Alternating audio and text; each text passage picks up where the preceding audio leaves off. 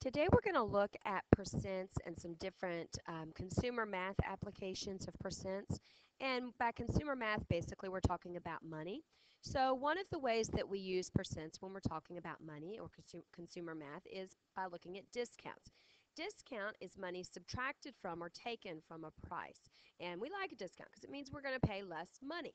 So let's say, for example, that you want to buy this hockey jersey that today only is 30% off. The regular cost is $120. So if we want to figure out what the sale price is going to be, there's actually two steps involved in that.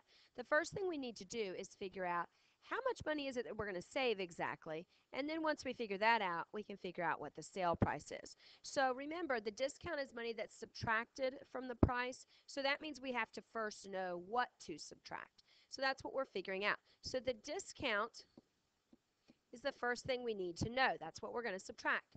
So the discount, it tells us, it is on sale for 30% off. So the discount is 30%, and it's 30% of the regular price, so 30% of 120. I can use what I know about easy percents or benchmark percents to figure this out. If I know that 10%, or if I can figure out 10% of 120, which I can do that because I know 10% means just divide by 10. 120 divided by 10 is 12. So 10% of 120 is 12. Therefore, 30%, if I triple that, 30% of 300, or of 120 rather, is going to be 12 times 3, which is 36. So our discount is $36. Now don't forget, that is not our sale price. That is simply the amount of money that we're going to save. So if I want to figure out the sale price, I've got another step to do here. Now I have to take my actual regular price. So to figure out the sale price, I'm going to take my regular price, which is $120, and I have to subtract the discount from it. And remember, the discount, yes, it's 30%, but 30% by itself is not an amount. It depends on what it's 30% of, and it's 30% of 120. So I have to do 120 minus 36. What I basically did here was 120 minus 30% of 120. So I had to first find the 30% of 120, which is what I found as 36, and then I can do the 120 minus the 36. When I do that subtraction, I'm going to get 84. So my sale price is $84.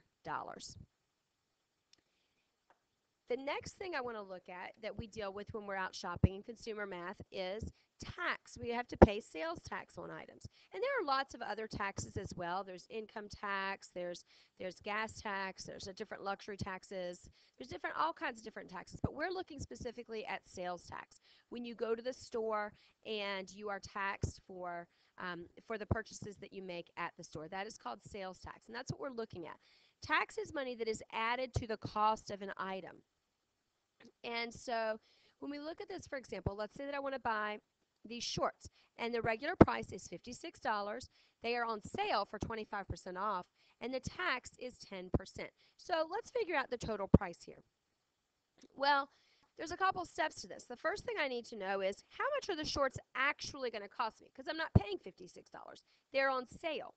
So the first thing I have to do is figure out the discount. Well, my discount is 25% of $56. And the shortcut, the easy way to figure out 25% of something, remember, is to divide by 4, because 25% is 1/4. So if I do 56 divided by 4, I'm going to get 14. So when I get my $14, that is my discount. So I have figured that out. Once I know the discount, I can figure out my sale price. My sale price is going to be my original price, $56, minus the 25% of 56. Well, 25% of 56 is $14. 56 minus 14 is 42. So my sale price then is $42. Next, I'm going to have to figure out my tax. Now, sometimes people want to combine tax and discount because they're both percents and they figure maybe I can subtract them. You can't just do that and combine the steps because if you think about it, what are you paying 10% of? You're paying 10% of the cost of the shorts. The cost of the shorts is is $42. So I'm paying 10% of $42. That's going to be $4.20. Notice the reason I can't do the tax and the discount together is because the tax is 10% of 42. The discount is 25% of 56. So they're dealing with different wholes. Um, that's why I can't do those in the same step. So now my tax again, 10% of $42 is $4.20. So now I can find my total because I know the cost of the shorts and I know the cost of the tax. So if I put those together, I will know the total. So my cost of the shorts is $42. The tax is $4.20. When I add those together, I'm going to get $46.20. And that is my total cost of the shorts. Again, there's kind of a lot of steps there, but all of that really should make sense if you think about it in terms of what you know about consumer math and sales and things like that.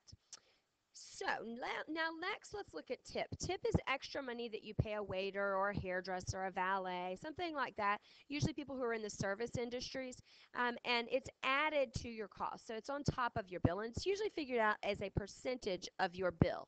So for example, if you go out to eat and the bill is $35, you might leave a 20% tip. So if we want to figure out the amount of the tip, we want to figure out 20% of $35. And that's not necessarily an easy benchmark percent, or you may be a pretty easy one for you, but I can definitely look at it, and I know that 10% of 35 is 3 and 5/10. Now remember, money, that's going to mean $3.50. So if 10% of 35 is $3.50, if I double that, I'm going to have $7. And that's going to give me what 20% of 35 is. So 20% of 35 is $7. So my tip should be about $7. Let's look at one more example of tip.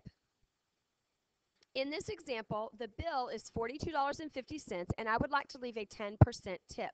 Let's say I want to find the total cost of the meal. Well, if I want to know the total cost of the meal, I have to add together the meal cost plus the tip. So when I do that, I first have to know the tip, and what it tells me is that the tip is 10% of the bill, $42.50. And so 10% of $42.50, we're just going to do $42.50 divided by 10. Remember the shortcut for doing that. Move your decimal once to the left. So my tip is $4.25. Therefore, my total is going to be $42.50, which is the cost of the meal or whatever other service it was that I had, plus $4.25. So it's going to be a total cost of $46.75. These concepts are concepts that you'll run into on a very, very regular basis, and concepts that if you can do some of the mental math, then it helps you to estimate and figure out when you're out shopping or you're out having a meal or something like that. It helps you to better estimate and figure out what your costs are going to be.